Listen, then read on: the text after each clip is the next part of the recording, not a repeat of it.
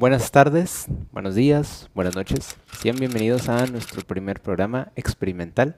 Un programa en el cual vamos a estar debatiendo, platicando, conversando de distintos temas de las ciencias, de la filosofía, del arte, la cultura. Y en esta nuestra primera sesión tenemos como invitado y moderador a Emanuel Cortés, el doctor Emanuel Cortés, y mi compañero que va a estar aquí en este programa, César Mijares. Y después esperamos tener un tercer miembro aquí en nuestro programa. Esta es la primera vez que estamos al aire y pues nuestro compañero Emanuel, quien le pido se presente, nos va a estar ayudando a moderar los temas. Emanuel, bienvenido.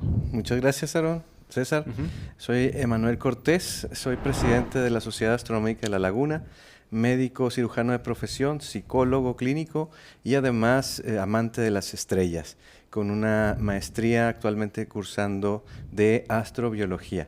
Y bueno, tenemos muchísimos datos históricos, datos científicos, culturales, poesía. Aquí en este programa va a usted disfrutar de muchísimos temas. Entonces, pues esperemos que sea de su agrado. Como ya bien decía Aaron, es la primera vez que tenemos un programa de este tipo al aire, entonces vamos a disfrutar todos, vamos a hacer de este momento un momento memorable. Quédese con nosotros para lo que viene. Igual si nos gusta hacer la invitación para las pláticas, campamentos, decirnos los días. Muy bien, claro que sí. Miren, nosotros tenemos como sede el Museo Regional de La Laguna. Ahí tenemos sesiones de temas de astronomía, de astrofísica y de aeronáutica del espacio todos los sábados en punto de las 4 de la tarde. Y también tenemos sesiones de astrocinema.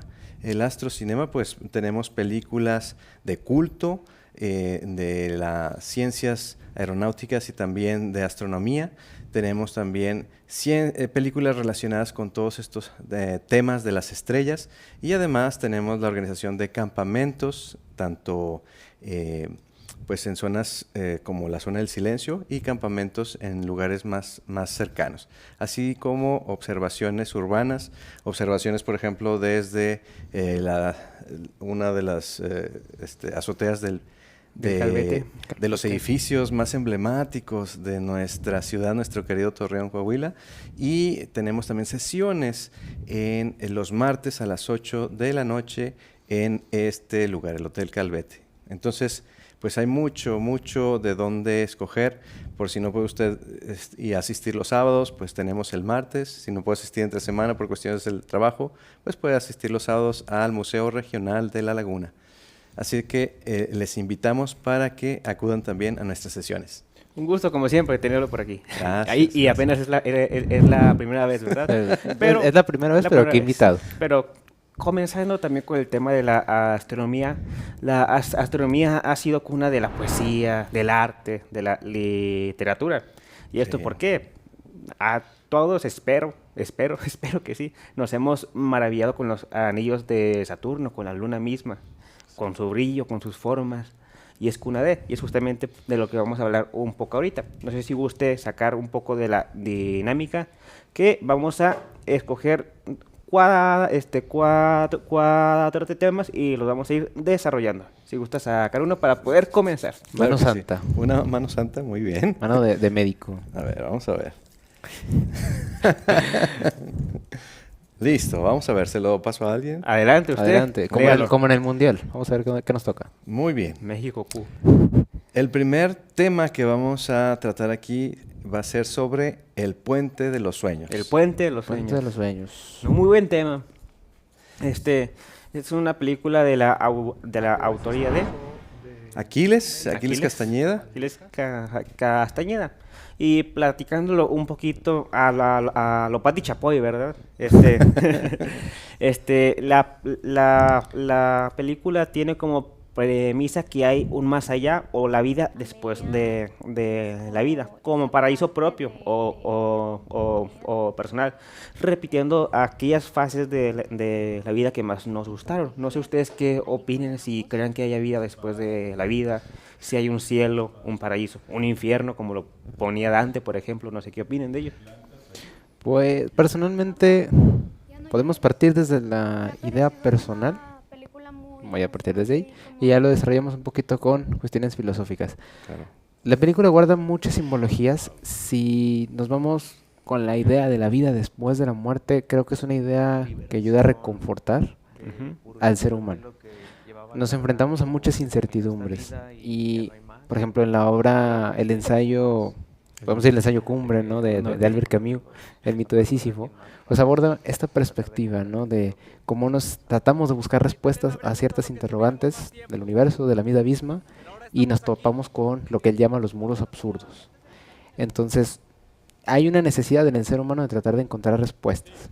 La muerte es el fin de todo, el fin de la vida humana. O podemos decir que el fin de toda la vida, pero nos podemos meter en un debate de qué es la vida, ¿no? Sí. Pero si nos vamos directamente a ese punto, nos ayuda a reconfortarnos, saber de que si cometimos errores en esta vida, probablemente en la siguiente lo podamos solucionar.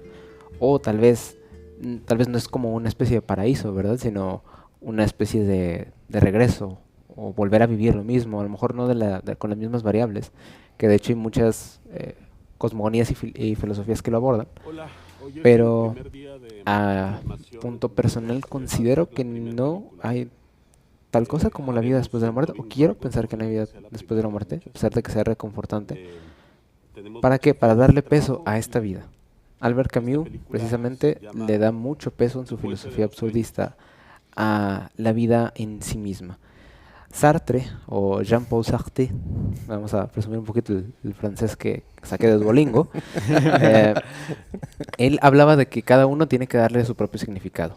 Camus se enfrentaba un poquito con él, a pesar de que inicialmente fueron colegas, pero él decía que la vida en sí misma no tiene por qué tener un significado, simplemente es la vida, es lo que hay, Y ¿no? justamente la búsqueda por ese significado es el significado propio. Exactamente. Okay. ¿Cómo comparte usted la visión de Aarón? Pues también como mencionaba Aarón, de su autor Sartre, que decía que estamos condenados a ser libres. Tal vez una afirmación un poco pesimista desde el punto de vista existencial de este autor, pero creo que el estar aquí y ahora, el ser responsables y dueños de nuestra vida y nuestro destino, pues creo que también conlleva una gran responsabilidad. Es decir, en épocas anteriores, en épocas pues remotas, pues básicamente tú, si te tocaba ser servidor o campesino, Te quedabas en ese estamento. Así justamente. es, te quedaba, si eras sirviente de alguna corona, pues básicamente toda tu vida trabajabas en los campos para producir materias primas para un reinado, para un rey, y prácticamente no tenías oportunidades de ascender en la escala jerárquica social. Y ahora es muy diferente. Sin embargo, fíjate, es bien curioso que a pesar de que hoy tenemos muchas libertades individuales que antes no teníamos, curiosamente sigue existiendo una soledad, una neurosis noógena, como la llamaba Carl Gustav Jung. Es decir, que no sabemos qué hacer con esta libertad que tenemos. Y bueno, creo que eso nos pone un punto de reflexión de el por qué y el para qué, sobre todo para qué estamos aquí. Entonces, por eso me gusta mucho estos temas. Esta película, volviendo a la temática de esta película de nuestro amigo Aquiles, pues creo que retoma muy bien ese sentido de la vida y también ese paralelismo con una vida más allá de la muerte. No les vamos a adelantar, no les vamos a spoilear, pero es un largometraje muy, muy interesante. El final es muy emotivo. Esperemos ya estar estrenándolo el año que entra, pero créanme que les va a gustar mucho y los va a dejar reflexionando sobre el sentido de la vida, el sentido del sufrimiento, el sentido del dolor y también si existe un más allá. Imagínense poder reunirnos con aquellos familiares queridos que ya no están con nosotros. ¿Quién no perdió a un ser querido en pandemia? En lo particular yo perdí a todos mis abuelitos. Entonces fue algo muy duro, pero pues yo creo también que sería reconfortante poder reunirme con ellos en algún momento, algún día. Entonces, eso, como también decías, Aaron, es reconfortante. Desde el punto de vista de la psicología, es reconfortante saber que todas estas tragedias pues tienen un sentido, y que en el día de mañana, pues podemos aspirar, claro, dependiendo de nuestras obras en vida, podemos aspirar a tener un desenlace feliz y no reencarnar en una cucaracha, ¿verdad? Esperemos que nos libremos del samsara, entonces. Pero sí, Pero, por ejemplo, tú, ¿cuál es tu este, perspectiva? ahora va mi perspectiva, ¿verdad? Como lo comentaba Aaron, yo abordaré más el tema antropológico, ¿verdad? Desde la antropología, las religiones o el que habrá más allá, que es donde normalmente se encapsulan todas estas ideas, las religiones son dadoras de modos de vida. ¿Qué quiero decir con esto? Te da una moral, una ética, ciertas pautas, los 10 mandamientos, si le gusta ver así, desde las religiones abrámicas, por ejemplo. Pero hay más, está el hinduismo, el budismo, todas las religiones del Caribe que tienen influencias del vudú africano también. Pero, quieran o no, les da las reglas para vivir acorde a. Y se relaciona con lo que decía mi compañero, se suicidan de pensamiento, o como diría Albert Camus, se suicidan filosóficamente para evitar pensar y simplemente seguir las pautas que ya se les son dadas. Creo que se está contando de una manera En ese aspecto yo me inclino más por vivir con la incertidumbre y aún sin negar lo eterno, ¿verdad? Que es la vida después de la vida, no hacer nada por ella. Aunque después vendrá Pascal, por ejemplo, con su apuesta de que tengo de dos sopas. Creo, pero creo. Y si no existe nada, pues ni modo. No pierdo nada. Y si creo, pero hay algo, ya la hice. En cambio, si no creo, pero no hay nada, pues como quiera. Pero no creo y hay algo, pues ¿a dónde termino? No Sí. pierdo nada, pierdo todo. Lo manejaba él. Así es, era muy pragmático. Muy ¿no? pragmático en ese En su aspecto. pensamiento. Y yo me inclino más por una ética vitalista y afirmar la vida en cada acción, formar un significado en cada una cosa. Fíjate que en ese sentido, ya que mencionas las diferentes creencias y diferentes sistemas religiosos, creo que sí hay que partir también de que un eje rector de cada religión sería hacer el bien hacia ti y hacia los demás. Y debe estar acoplado con principios éticos universales. Cuando tu sistema religioso en el que vives, en el que naciste, te pide que hagas daño a los demás, te pide que asesines, te pide que pongas coches bomba, te pide que hagas cruzadas, debe haber un principio ético universal, fundamental, que te haga reflexionar un poquito sobre lo que estás haciendo, sobre si dañar a los demás realmente es algo que ese ser o ese ente divino superior realmente quisiera, ¿no?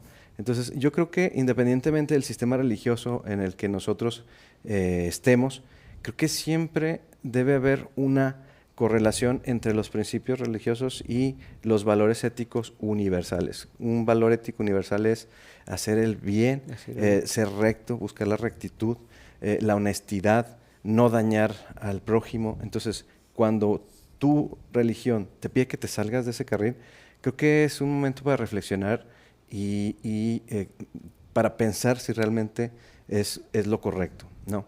Y creo que precisamente esa disyuntiva entre los valores religiosos o los preceptos religiosos y los valores éticos universales pueden tener consecuencias a nivel nacional e internacional. Es, por ejemplo, los conflictos de Medio Oriente, ¿no? Que para unos los preceptos religiosos es hay que atacar al enemigo, hay que bombardear ciudades, no importa que las bombas caigan en hospitales, en albergues, no importa que asesinen niños. Bueno, yo creo que eso debería ponernos a reflexionar si lo que me piden mis autoridades civiles y religiosas realmente es lo correcto. Y bueno, hay muchos otros ejemplos a lo largo de la historia. Por ejemplo, te podría mencionar al nazismo. bueno, es el nacionalsocialismo. Para ellos había un sistema muy, muy estructurado, muy poderoso de propaganda que dirigía Joseph Goebbels. Y Joseph Goebbels decía que si tú decías una mentira 1000 veces, la podrías convertir en verdad. Y así es como él convenció a muchos ciudadanos alemanes de aquella época de que lo que estaba haciendo el Partido Nacional Socialista era correcto. Y así es como se pudieron hacer los campos de concentración, los grandes exterminios que significó el Holocausto, porque realmente no había una reflexión de la población en general, de la Wehrmacht, de la milicia alemana de aquellos años, de sobre lo que es moralmente o éticamente correcto.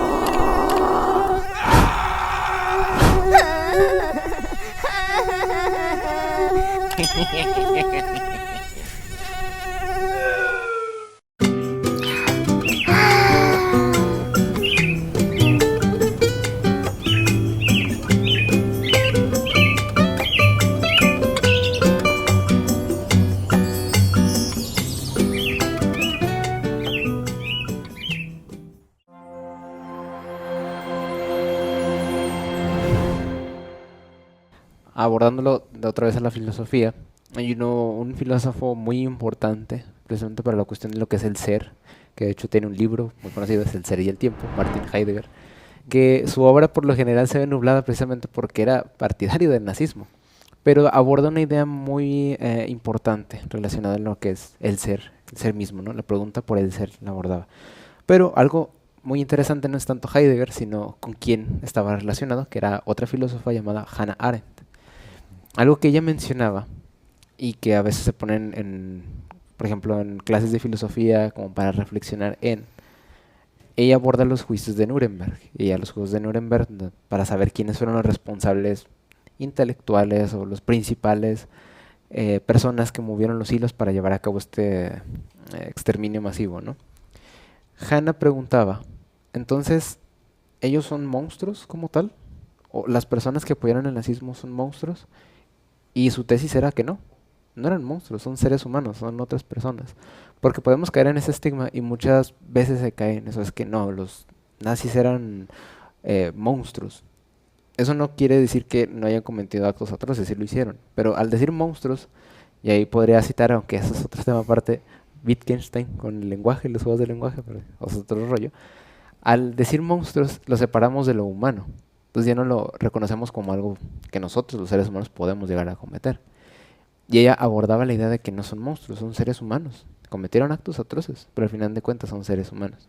Entonces, precisamente, en esta campaña de propaganda, lo que consigues es de que otras personas lleguen a cometer estos actos atroces y no hay una especie de moral, como de replantearse de lo que estoy haciendo o lo que estamos apoyando, ¿es correcto o no?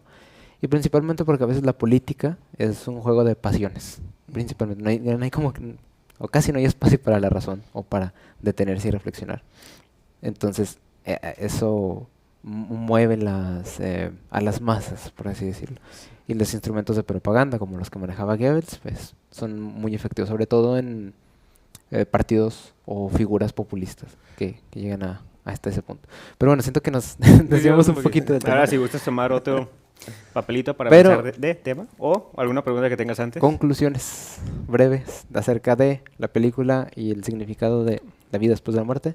Ok, es algo reconfortante, sí, que nos inclina a pensar. Tal vez con cierta persona que no fui tan buena, puedo pedirle perdón después de la muerte.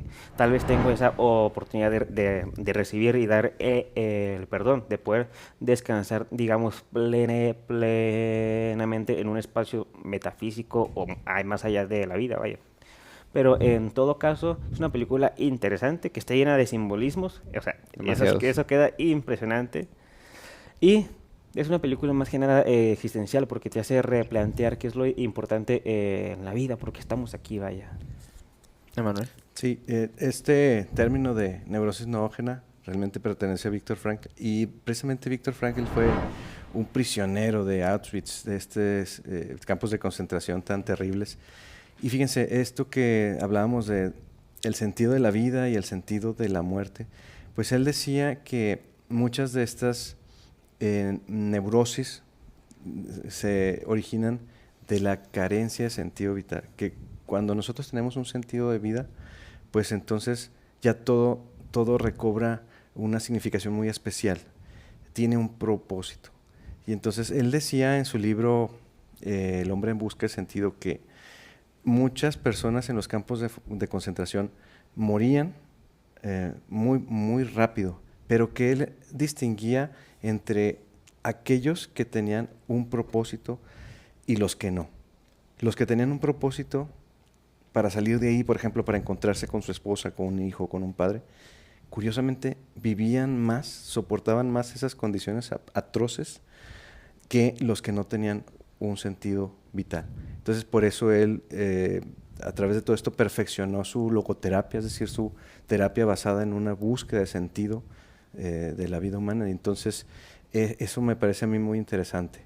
Como rijas tu vida y creas o no en un más allá después de la muerte, si tu vida tiene un sentido, si tú le das un sentido, es mucho más ameno el paso por esta vida. Y también le da sentido a una muerte, ya sea trágica, ya sea por una enfermedad, o sea, tiene un sentido. Y esto creo que te da más tranquilidad como ser humano. Así es.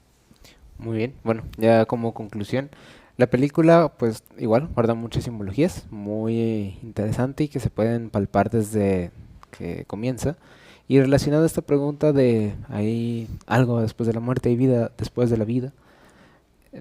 Preferiría pensar que esta es la única vida que tenemos o que personalmente tengo para poderla aprovechar al máximo, de equivocarme y pues hacer todo lo que sea posible. Hay cosas que no voy a llegar a hacer.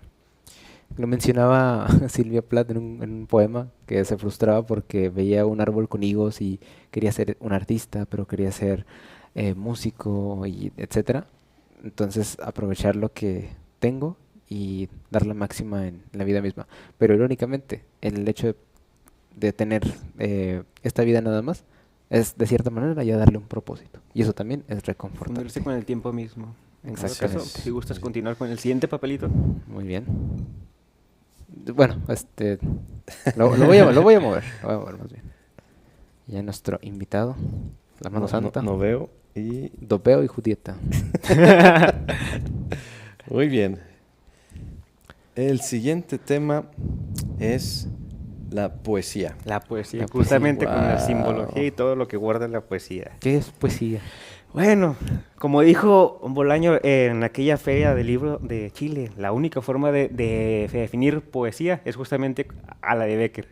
¿Qué es poesía? Y tú me lo preguntas mientras clavas tu pupila azul en mi pupila. ¿Y qué es poesía? Y tú me lo preguntas, pues si eres tú, pues... Bueno, no tú, pero... Nos pusimos un poquito... bueno, aparte yo no tengo ojos azules, ¿verdad? Creo Tengo que estoy marrones. sobrando, Creo si no, yo me retiro. Creo que... Bueno, en todo caso, ¿qué es la poesía? Creo que hay más tercio, mano. En todo caso, ¿qué es la poesía? ¿Sirve la poesía? Yo diría que no sirve. No sirve a un poder establecido, no sirve a la iglesia o al poder, ¿verdad? Sino que atiende a necesidades más humanas y más terrenales, vaya. Es que estamos aquí, sentimos, y esa necesidad de sentir nos obliga a ciertas personas, ¿verdad? Habrá personas que lo expresen en pintura o en música, pero nos obliga a escribir y a plasmar en ideas objetivas ese sentir, vaya. No sé, tú que tengas definición de poesía, ustedes que tengan definición de poesía. Pues para mí la poesía también es una manera muy trascendental del uso del lenguaje. Es decir, normalmente el lenguaje tiene una utilidad práctica, nos sirve para comunicarnos y para entendernos, para poder organizarnos como sociedad. Pero la función de la poesía trasciende esa mera comunicación. Y el trascender esos niveles básicos se convierte en un arte, porque entonces también la poesía refleja un sentimiento, pero también evoca un sentimiento, evoca una emoción. Entonces yo creo que eso es un valor agregado del lenguaje y creo que a través de la poesía nosotros podemos obtener inspiración de diversos autores, de diversas épocas del mundo que siguen influyendo en nuestro mundo y en nuestra vida. Entonces yo creo que es un valor agregado súper, súper importante el de la poesía con el lenguaje. ¿Qué es poesía? Procedo a volver a recitar a Becker. No, ya. Buena introducción. La poesía es una herramienta del alma. No quisiera ver de esa forma. Es una herramienta del alma. Ya estamos hablando poéticamente. Poéticamente, exactamente. Mira, eso es lo maravilloso, extraño del lenguaje. Que aparte de que sí, nos ayuda a comunicarnos, tiene otras funciones. Y puede surgir la pregunta, ¿no? De que si necesitamos del lenguaje para tener pensamiento. Realmente creo que no es fundamental. Es parte de... Pero el lenguaje es básicamente todo lo que tenemos y queremos reducirlo. ¿Por qué? Porque a través del mismo y aplicando ciertos círculos o ciertas áreas, podemos aplicar símbolos, por ejemplo, para las matemáticas, para escribir leyes, por ejemplo, en astronomía, o lo podemos utilizar para simplemente comunicarnos, para redactar un tratado, una tesis, para confrontar ideas. Lo que nos queda en ese entonces es el lenguaje. La poesía es jugar con el lenguaje. Tomar cosas que parecen que normativamente no se deben de hacer, como mencionar, por ejemplo, utilizar la palabra libro para jugar con la idea de páginas hechas de agua. Como, o sea, eso, es como, ¿qué te fumaste, no? Pero no es tanto de que te fumes, simplemente estás jugando con el lenguaje. Y a partir de ahí surge una expresión. Muchos poetas, escritores trabajan no desde la razón, que eso es algo muy importante de la poesía. La poesía no se escribe desde la razón, se escribe desde la intuición, más que nada. No tanto como instintivo, así directamente, sino como que sigues un hilo, la intuición. Y voy a citar a uno de mis directores favoritos, a pesar de que ahorita está el tema, David Lynch, que falleció. Decía, la intuición es lo que está en medio entre la emoción y el razonamiento. No está ni acá ni acá, está como que ahí, tambaleándose en el espectro. ¿Por qué? Porque, por ejemplo, un instinto es, tengo hambre, necesito comer. Tú razonas, bueno, pues voy a comer esto, voy acá. El quinto fried chicken, pues no me gusta el puré de papa, la ensalada muy fea, pues, por otro lado. O a lo mejor un pollito asado. Así, ya estás razonando tu decisión. La intuición está en medio. Sabes algo y te guías por ahí, pero no es tan instintivo, pero tampoco lo razonas. Y escribes. Y probablemente tú puedes llegar con un poeta y decir, oye, me gustó mucho tu poema, me conmovió. ¿Qué quieres decir con él? Y probablemente él te va a decir, ni idea. Nomás, o sea, nomás así quedó. Y no porque el poeta no le interese o el escritor, ¿verdad? Sino porque está hablando desde una parte del alma que no depende tanto de la razón. Para ser buen artista necesitas dormir a los guardias de la razón. Es decir, dejarlos ahí descansar un ratito, no la piensas tanto. Eventualmente hay reglas, como por ejemplo de las estrofas, los versos, cómo se compone un soneto. Ahorita mi compañera César nos va a hablar un poquito más de eso. Pero lo principal es que ese poema o lo que estás escribiendo refleje algo.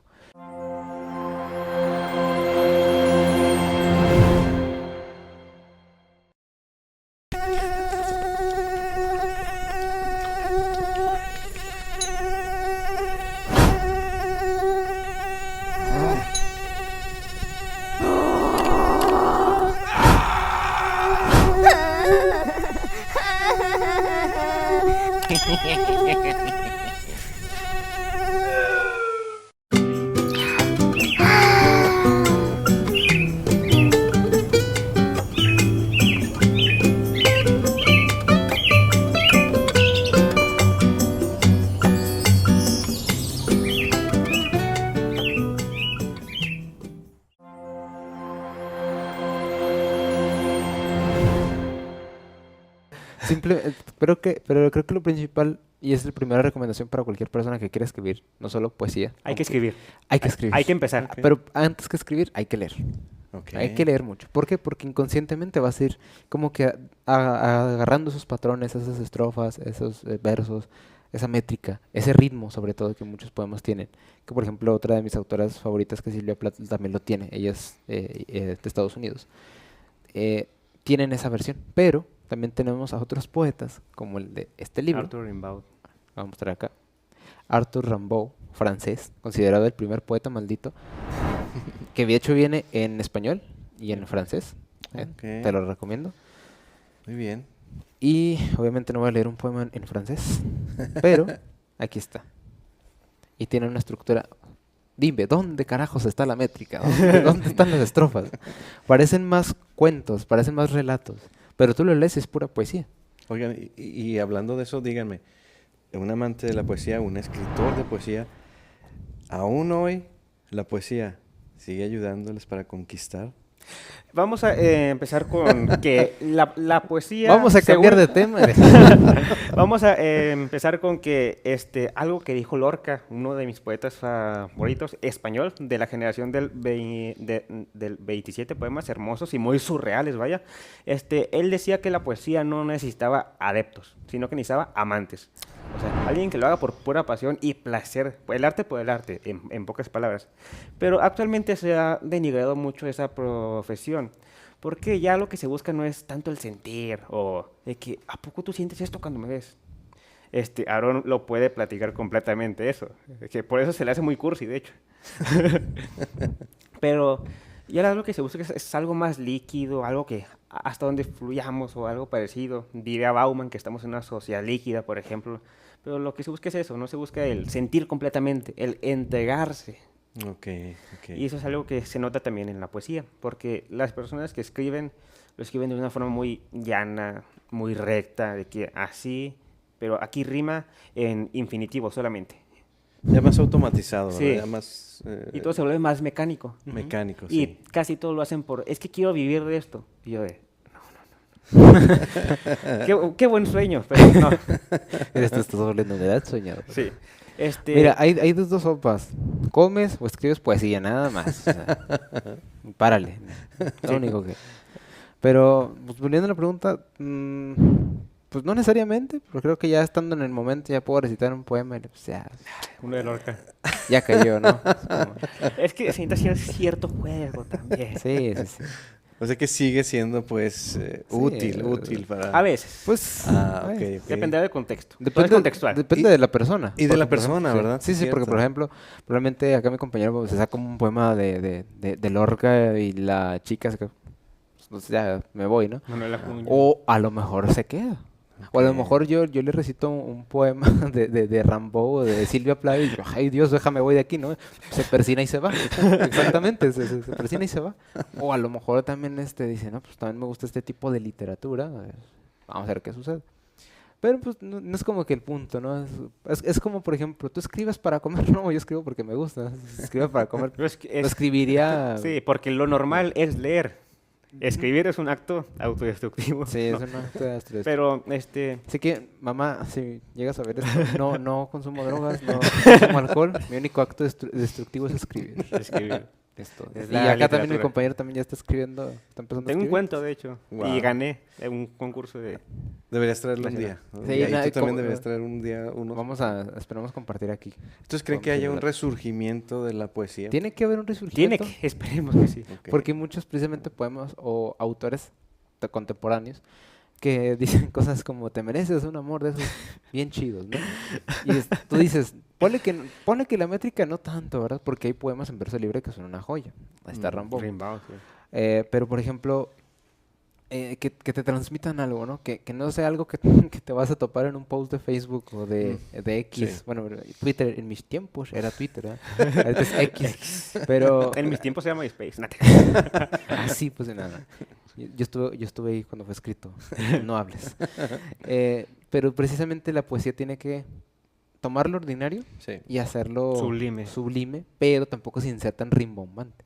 Porque Ya. puedes caer en lo rimbombante. Y Precisamente no sientes nada, no porque no lo quiera transmitir, sino porque son demasiadas palabras que dices, pues no, ¿eh? O sea, tiene que estar algo bien balanceado, entonces, Ok. equilibrado.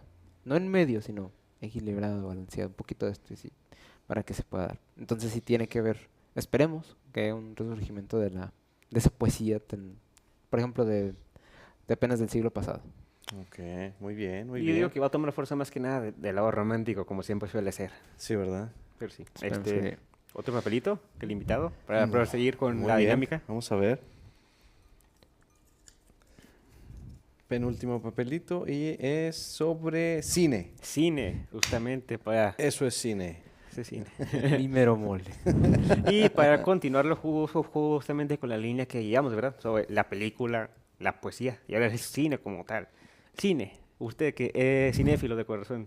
A Sí, ver, Déjame ¿qué nos saco puede la hablar de pipa, cine? hay que traer el vino, por favor. Sí, Acá por mi favor. compañero Manuel es conocedor de vinos, entonces Hay que el traer un vinito, buen vinito aquí. unos pretenciosos, ¿no? El de cine, Rumania. ¿qué es el cine? Y tú me... no. Bueno, ya, hablando en serio. El cine. El cine es considerado el séptimo arte. A veces, o en un principio se le relegaba mucho porque se le veía más como una forma de entretenimiento. El entretenimiento forma parte del cine. O sea, hay películas que vamos para entretenernos. Que esto es algo que también se tiene o se puede ver en las artes, ¿no? No todo tiene que ser profundo, no todo tiene que ser algo que te ponga a pensar, a reflexionar. Está bien ir a ver una película por entretenerse, pero también hay que balancearlo, o sea, no tampoco pues así, o sea, hay que pensar por qué. Porque precisamente el cine es un arte y lo que el arte quiere es transmitir. Algunos dicen, y yo no estoy de acuerdo, que el arte es para dar confort, pero no. Hay obras que lo que buscan es causarte inquietud, que te quedas así Sí, como que en una justamente vibra. conmover, pero Cor- hay distintas Hay, formas de hay conmover. distintas formas de conmover, entonces, por ejemplo, puedes ver una película como es muy fuerte, con contenido muy pesado, no por la violencia, sino por los temas que llega a abordar. Y dices, ay, es que esta película no está bonita. No tiene por qué estar bonita la película, ¿verdad? Sí. Te tiene tiene que que mover. transmitir algo, conmover, precisamente. Y el cine, una ventaja que tiene es que podemos ir a entretenernos y podemos ver obras que nos dejen pensando un buen tiempo, ¿no? Ahorita voy mencionando unos cuantos directores que son tanto comerciales como un poquito más de arte, porque no me gusta el término cine de arte, porque creo que al final es cine. O sea, el entretenimiento al final de cuentas le vas a hallar algo que tiene artístico. Una toma, los efectos visuales, eso es un trabajo que se tiene que reconocer. Pero por ejemplo, de cine de directores comerciales, Michael Bay, es amante de las explosiones. Las películas de Transformers, o sea, o sea, están llenas de... Pasa un carrito de hot dogs y choca contra un taxi y se hace una mega explosión. O sea, súper exagerado.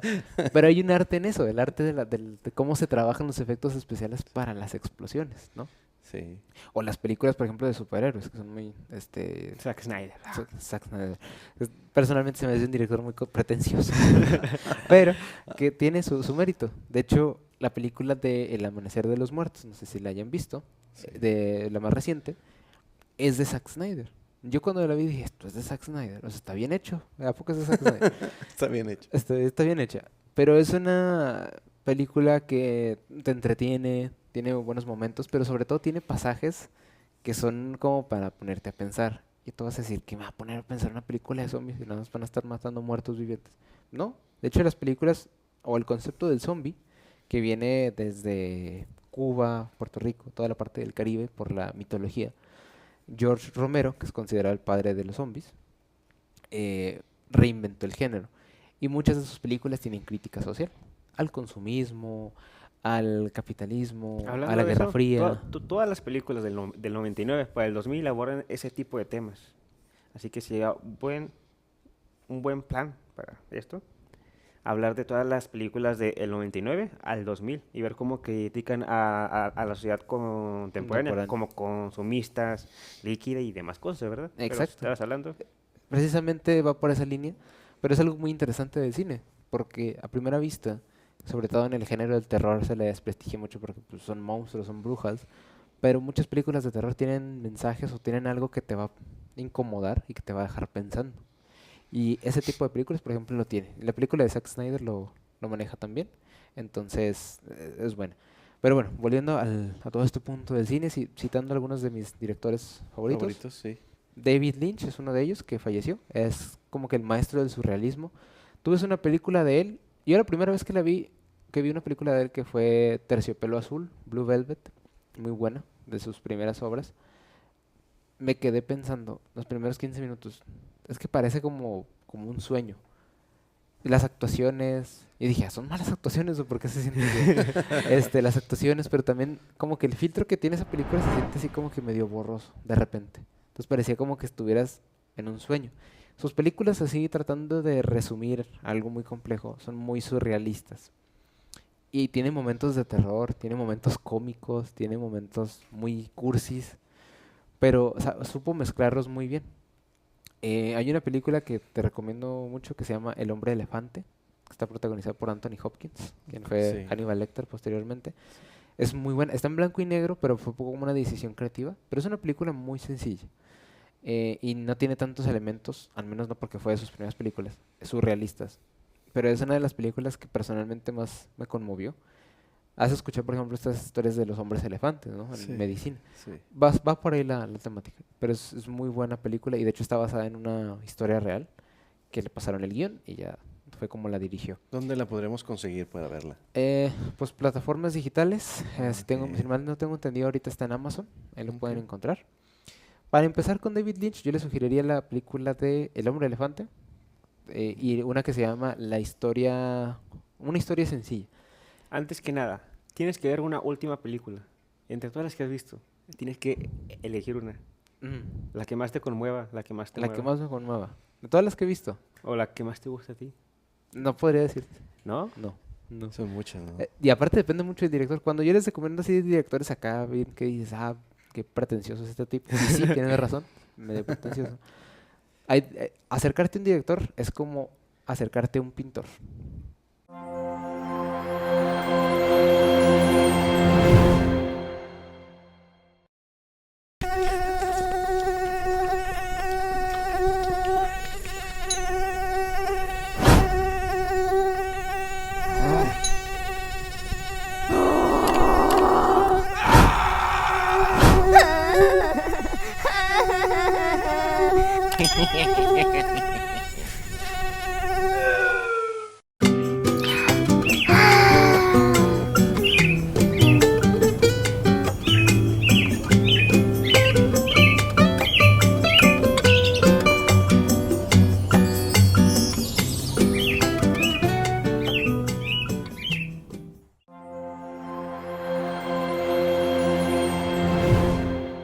Sabemos que nada más queda uno, Si sabemos qué es.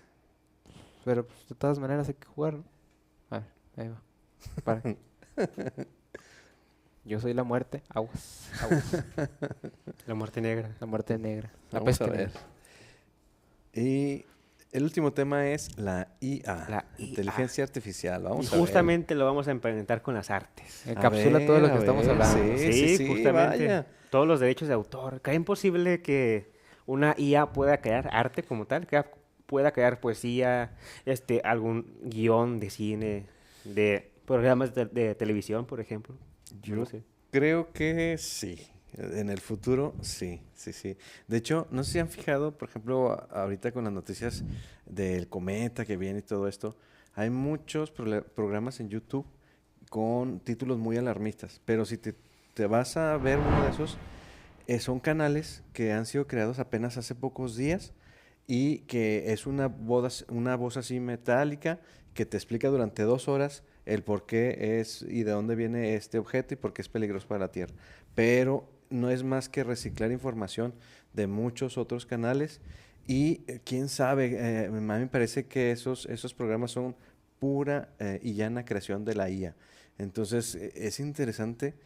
Yo creo que esos diálogos, esa conducción, pues es creada por la IA en base a todo lo que tú le alimentas. Sí. Entonces, ahorita que decías, si la IA algún día puede crear poesía y puede crear películas, y yo creo que como Estamos van las cerca. cosas, para allá va, ¿verdad? Yo lo veo con este tipo de programas de redes sociales. Ok. ¿Y ustedes? Es una muy buena respuesta porque yo le atribuyo que la IA no es IA, solamente es probabilidad aplicada. ¿Qué quiero decir con esto? Le da ciertos parámetros, le da ciertas respuestas a modo de comida y la IA te responde con posibles respuestas también.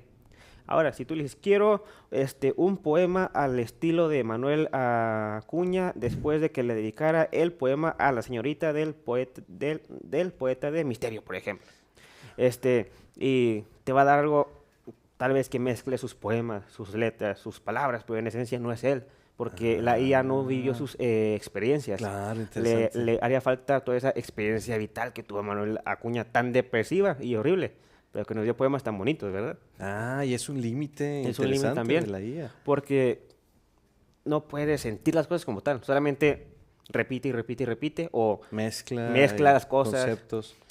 y eso me parece que no se puede hacer. Y las personas que hacen, por ejemplo, pinturas con la IA, y que lo llaman estilo Estudio Ghibli, no se parece en nada, y están tomando licencias que ni siquiera les pertenecen. De hecho, creo que vi por ahí en internet un concurso de pintura de Maruchan. Sí. Y adivinen quién ganó, la IA. Las personas que participaron con IA, aunque parecieran.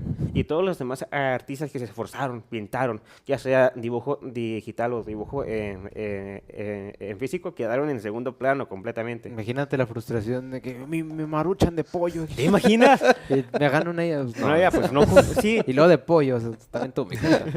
Y eso justamente se me hace que la IA tiene ese límite, no puede emparentarse con la experiencia humana vital que tú, que usted podemos tener, ¿verdad? Aunque eso es el presente, el día de hoy. Bueno, Pero quién aunque, sabe. por ejemplo, está la inteligencia organoide, no sé si haya escuchado No, hablar de ella. no, no. Son células neuronales que son criadas, ¿me había dicho? Cultivadas. Son cultivadas desde células madre, ya las especializan después, pero crean cúmulos de aproximadamente 100 millones de células. Y con estas pueden tener una rapidez impresionante y un gasto de energía mínimo. Pero surgen preguntas de que, oye, la tengo que alimentar con sangre, tal cual, Ok. porque necesita el oxígeno, necesita el cambio de gases y demás cosas. Pero imagine que estas redes neuronales puedan desarrollar cierta conciencia, tal vez no de sí mismos aún, pero sí de lo que los rodea. Puedan sentir y con esa base poder crear algo acorde a lo que ellos sienten.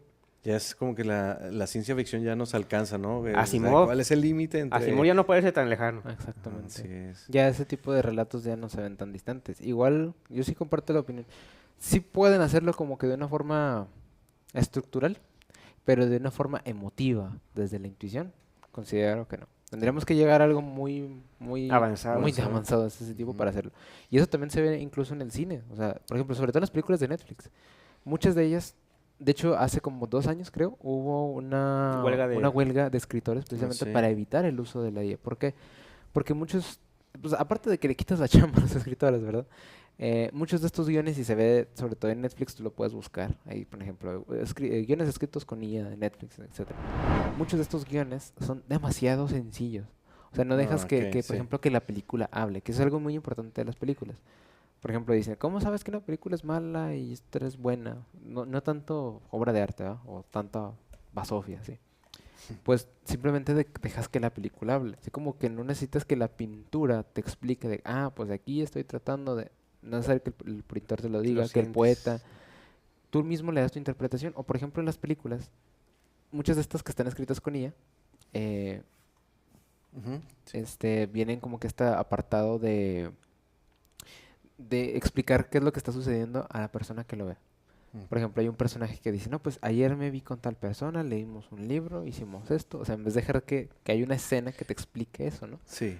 Y de eso también es como que masticar, como que contenido que es para que lo sientas. Sí. Y ya nada más es muy sencillo. Sí, tienes razón. Sí, hay películas que de repente se notan muy llano Muy el planas, diálogo, exactamente. muy... Sí, no hay desarrollo, No hay profundidad. no hay personalidad en los personajes. No hay Tienes sutileza. razón. Muy Y cierto. sobre todo en la poesía también lo puedes llegar a ver. O sea, pues un poema que tiene las estrofas, todo, los versos, la métrica, pero a lo mejor no te transmite nada. Aunque Entonces, bueno, también ser persona sentipensante no te hace obligatoriamente poeta, ya lo vimos. exactamente. Hay personas que sienten mucho, pero sí, como que no está bien escrito, ¿no? Sí. Entonces, sí. Así que continuando con la IA, no sé qué piensas tú de derechos de autor en el arte. Por ejemplo, yo le puedo pedir a una IA, quiero que me generes una pintura al estilo de Remedios Varo, y tú la replicas. De André Breton. No sé. Creo que en el terreno de la IA no lo consideraría. Voy a citar a Guillermo del Toro cuando presentó su última película de Frankenstein. Que la IA. Así, literalmente. Y tal cual. Y tal cual. Porque precisamente la IA se alimenta de datos que se datos Que se les dan externos, o, o sea, que se están les dan. en la web misma. Entonces, por ejemplo, tú dices, pues voy a hacer una película, o una plática de astronomía, y quiero meterle esto y le voy a meter un poema y tú le metes todos los datos y a lo mejor te va a quedar muy bien, ¿no?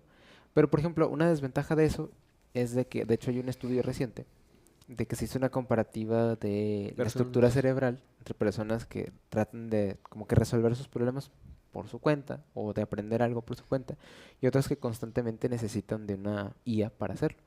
Básicamente, las conexiones neuronales en las personas que usan mucho este tipo, por ejemplo, de IAs como GPT, no tienen demasiadas conexiones. Por ende, les puede afectar al momento de que ellos tengan que tomar en el momento una decisión, resolución de problemas, etcétera, a diferencia de otras personas que sí tienen un buen desarrollo en las conexiones neuronales que les permitan pues enfrentarse con mayor facilidad a retos de la vida cotidiana.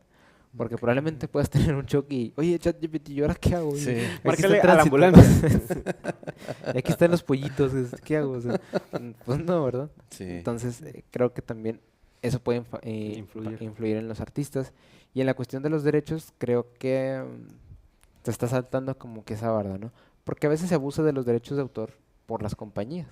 O sea, las compañías lo utilizan como pretexto para que, no, pues, para seguir generando dinero, ¿no? Pero si la vemos más desde el lado del autor, del escritor, del cineasta, del poeta, creo que no se debería de cruzar esa línea.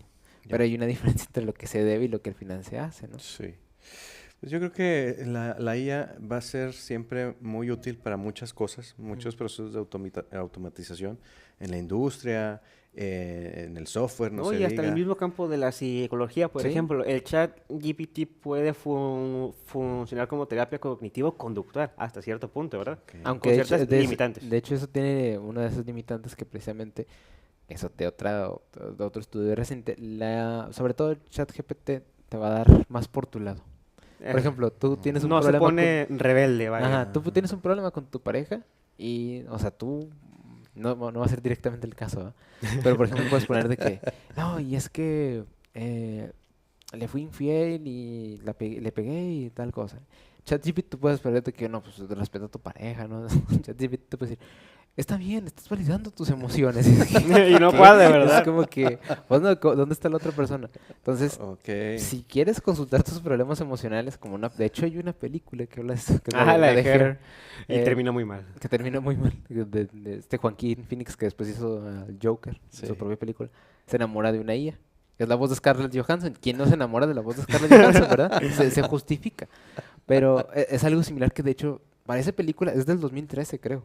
Pero está siendo real. en ese momento parecía ficción y ahorita ya lo estás viendo. De hecho, creo que también salió el paper de que se eliminaron varias bases. No, se eliminó la capacidad de sentir del chat GPT y muchas personas que lo usaban como refuerzo emocional terminaron devastadas, tal cual. Wow. Porque oye, ya no tengo a mi compañero virtual o Ajá. A mi terapeuta. a mi terapeuta, a mi pareja virtual y pegó duro.